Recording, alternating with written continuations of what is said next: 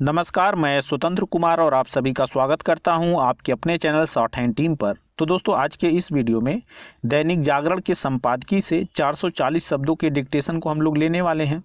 इसे हम लोग दो अलग अलग स्पीड में लेंगे। पहली बार में इसे हम लोग 70 की स्पीड में लिखेंगे, दूसरी और आखिरी बार में इसी डिक्टेशन को हम लोग 80 की स्पीड में लेने वाले हैं। अगर आप इस डिक्टेशन की पीडीएफ को प्राप्त करना चाहते हैं या इसमें आए हुए महत्वपूर्ण शब्दों की आउटलाइन को आपको जानना है तो आप हमारे टेलीग्राम ग्रुप को ज्वाइन कर लें। ग्रुप से जुड़ने के लिए इसी वीडियो के ठीक नीचे डिस्क्रिप्शन बॉक्स में आपको टेलीग्राम ग्रुप का लिंक मिल जाएगा, उस पर क्लिक करके आप ग्रुप को ज्वाइन कर सकते हैं।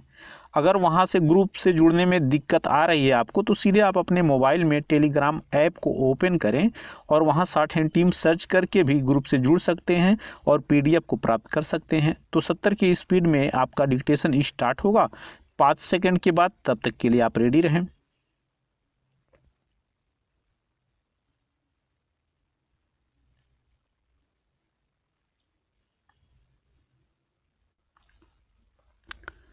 स्टार्ट।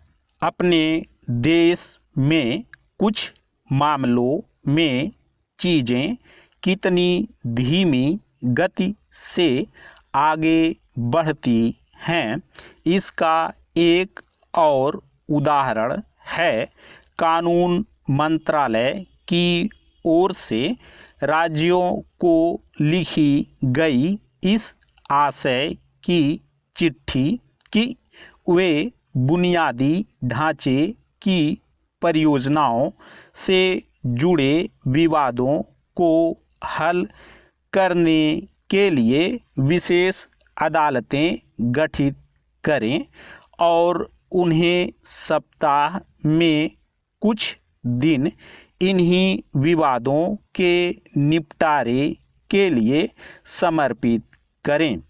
कायदे से यह काम तभी शुरू हो जाना चाहिए था जब 2 वर्ष पहले संबंधित कानून में इसी उद्देश्य की पूर्ति के लिए आवश्यक संशोधन कर दिया गया था। कोई नहीं जानता कि इस ओर अपेक्षित ध्यान क्यों नहीं दिया गया। जो भी हो, कानून मंत्रालय की ओर से राज्यों को भेजी गई चिट्ठी से यह इंगित होता है कि उत्तर प्रदेश, मध्य प्रदेश और कर्नाटक के उच्च न्यायालयों ने अपेक्षा के अनुरूप काम शुरू कर दिया है। समझना कठिन है कि यह काम अन्य राज्यों में क्यों नहीं शुरू हो सका। कम से कम अब तो यह सुनिश्चित किया ही जाए कि बुनियादी ढांचे की परियोजनाओं से जुड़े विवादों का निपटारा प्राथमिकता के आधार पर हो।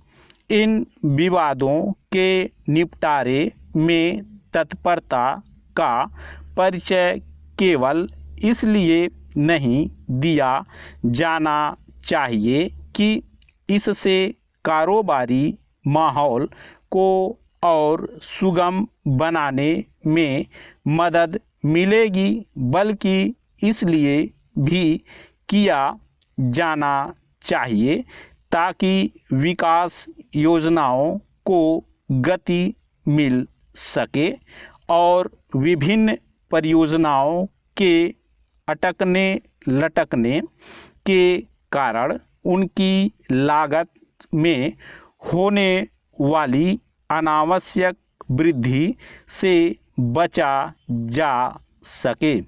एक ऐसे समय जब भारत विदेशी निवेशकों को आकर्षित करने के साथ इस कोशिश में है कि चीन से बाहर निकलने के लिए तैयार उद्योग भारत आएं, तब अंतर्राष्ट्रीय निवेशकों को यह संदेश जाना ही चाहिए कि इस देश में अदालती मामलों का निपटारा समय पर होता है। वास्तव में आवश्यकता केवल इसकी नहीं है कि बुनियादी ढांचे की परियोजनाओं से संबंधित विवादों के समाधान के लिए विशेष अदालतें सप्ताह में कुछ खास दिन समर्पित करें, बल्कि इसकी भी है कि एक तय समय सीमा में फैसले तक पहुंचना सुनिश्चित किया जाए।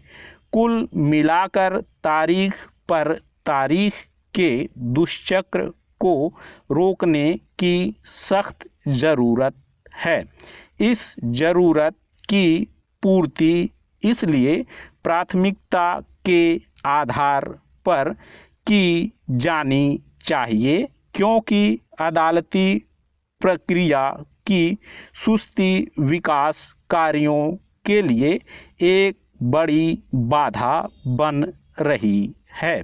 हमारे नीति नियंताओं को इसका आभास होना चाहिए। समय पर न्याय न मिल पाना एक गंभीर समस्या है और इसके चलते अन्य अनेक समस्याएं उभर रही हैं। बेहतर होगा कि न्यायिक तंत्र में व्यापक सुधार के ठोस कदम उठाए जाएं, क्योंकि अपेक्षित केवल यही नहीं है कि बुनियादी ढांचे की परियोजनाओं से जुड़े विवादों का निस्तारण समय पर हो, बल्कि यह भी है कि आम आदमी को समय पर न्याय मिले। स्टॉप। दोस्तों, इसी डिक्टेशन को दूसरी बार में हम लोग 80 की स्पीड में लेंगे और आपका समय स्टार्ट होगा 5 सेकंड के बाद। तब तक के लिए आप रेडी रहें।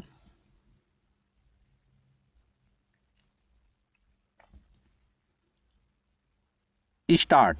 अपने देश में कुछ मामलों में चीज़ें कितनी धीमी गति से आगे बढ़ती हैं, इसका एक और उदाहरण है कानून मंत्रालय की ओर से राज्यों को लिखी गई इस आशय की चिट्ठी कि वे बुनियादी ढांचे की परियोजनाओं से जुड़े विवादों को हल करने के लिए विशेष अदालतें गठित करें और उन्हें सप्ताह में कुछ दिन इन्हीं विवादों के निपटारे के लिए समर्पित करें।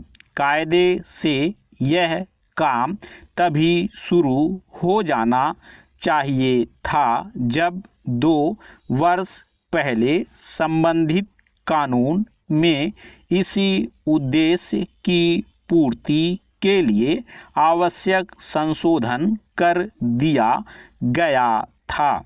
कोई नहीं जानता कि इस ओर अपेक्षित ध्यान क्यों नहीं दिया गया।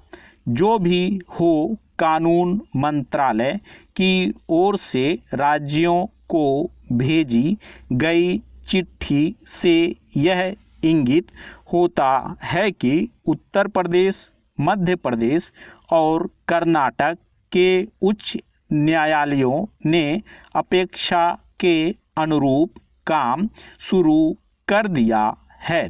समझना कठिन है कि यह काम अन्य राज्यों में क्यों नहीं शुरू हो सका।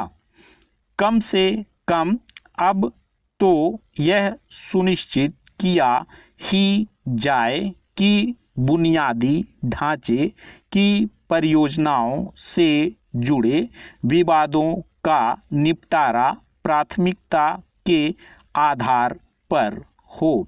इन विवादों के निपटारे में तत्परता का परिचय केवल इसलिए नहीं दिया जाना चाहिए कि इससे कारोबारी माहौल को और सुगम बनाने में मदद मिलेगी, बल्कि इसलिए भी किया जाना चाहिए ताकि विकास योजनाओं को गति मिल सके और विभिन्न परियोजनाओं के अटकने लटकने के कारण उनकी लागत में होने वाली अनावश्यक वृद्धि से बचा जा सके। एक ऐसे समय जब भारत विदेशी निवेशकों को आकर्षित करने के साथ इस कोशिश में है कि चीन से बाहर निकलने के लिए तैयार उद्योग भारत आए, तब अंतर्राष्ट्रीय निवेशकों को यह संदेश जाना ही चाहिए कि इस देश में अदालती मामलों का निपटारा समय पर होता है। वास्तव में आवश्यकता केवल इसकी नहीं है कि बुनियादी ढांचे की परियोजनाओं से संबंधित विवादों के समाधान के लिए विशेष अदालतें सप्ताह में कुछ खास दिन समर्पित करें, बल्कि इसकी भी है कि एक तय समय सीमा में फैसले तक पहुंचना सुनिश्चित किया जाए। कुल मिलाकर तारीख पर तारीख के दुष्चक्र को रोकने की सख्त ज़रूरत है। इस ज़रूरत की पूर्ति इसलिए प्राथमिकता के आधार पर की जानी चाहिए क्योंकि अदालती प्रक्रिया की सुस्ती विकास कार्यों के लिए एक बड़ी बाधा बन रही है। हमारे नीति नियंताओं को इसका आभास होना चाहिए। समय पर न्याय न मिल पाना एक गंभीर समस्या है और इसके चलते अन्य अनेक समस्याएं उभर रही हैं। बेहतर होगा कि न्यायिक तंत्र में व्यापक सुधार के ठोस कदम उठाए जाएं, क्योंकि अपेक्षित केवल यही नहीं कि बुनियादी ढांचे की परियोजनाओं से जुड़े विवादों का निस्तारण समय पर हो, बल्कि यह भी है कि आम आदमी को समय पर न्याय मिले। स्टॉप।